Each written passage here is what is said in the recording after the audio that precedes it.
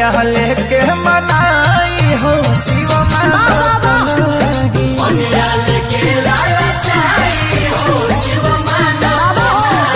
बाबा खाली सपने देखो तनी कुछ होत नहीं के कृपा करी कि हमरो कुछ हो जा। ए बाबू तनी धीरज धर सब मिली ये तो नहीं के धरत रे।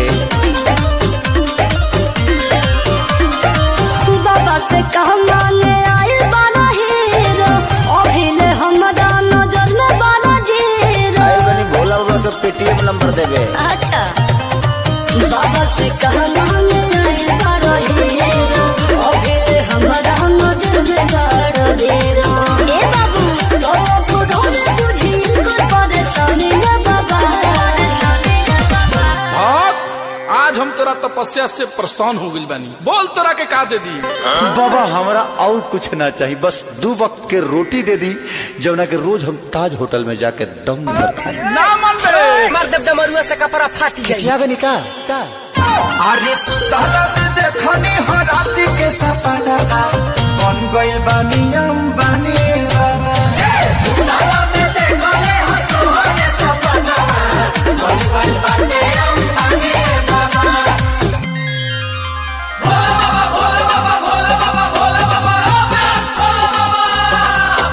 तू ही भविष्य वर्तमान भूतकाल हमनी पर कृपा बोलो हम महाकाल बोला बोल बम बोल बम बोल बम बोल बम बोल बम बोल बम।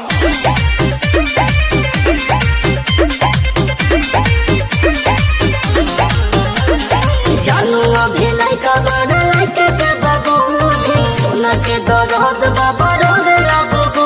देख ली बाबा ये हमर दुख समझत या रहुए न की समझत समझी ना। पानी बेचारा अब सहारा बनिए बाबा बहुत नदिया के धारा बनिए बाबा। देख ली कि ना फुपाए दी है करना दानी रे बाबा। बाबा बोलब जो बाबा भी ना दे सकिले तो एकरो एगो छोट चीज हमरा के दे दी। बोल बोल का चाही। एगो हवाई जहाज दे दी कि हम छापरा से सेंड होखी तो जाके पटना में लैंड हो जाए।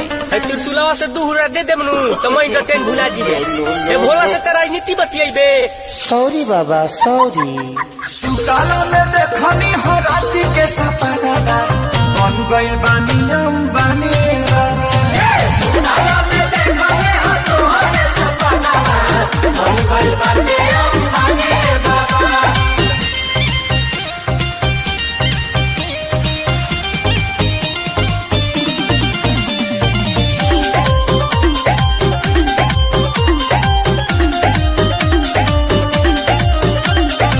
लाख देखते बस पाना पूरा जानी दिल बाबा रोने लगे गाना। देखी रे भाई मान गइल रहुए मान जाई ना।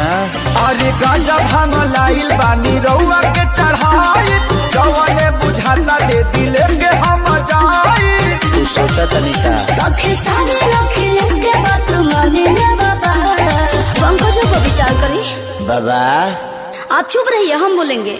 बोल ए बाबा सफाई और खत्म भक्त भेटाइल बा जौन बुझाता तौन दे के खदेरिए के ले आशीर्वाद जौन मंगले बड़े सब मिली, मेहनत जारी रख। लव यू बाबा। एक बार और